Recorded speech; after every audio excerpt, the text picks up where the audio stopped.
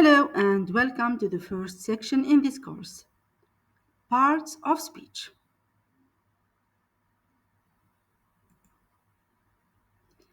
In the English language, words are defined parts of speech. The function that a word performs in a sentence determines the part of speech to which that word belongs. In this section, we will define the different parts of speech with examples. But first, let's define what is a part of speech. What is a part of speech? Parts of speech, also known as word classes or word categories, are the fundamental building blocks of language.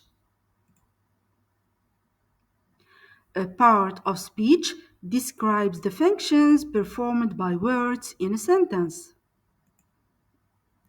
English language consists of 8 parts of speech.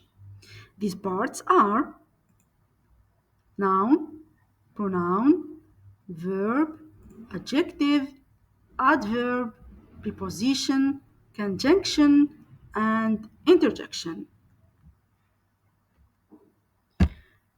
We'll define each part of speech separately in the upcoming lectures with examples.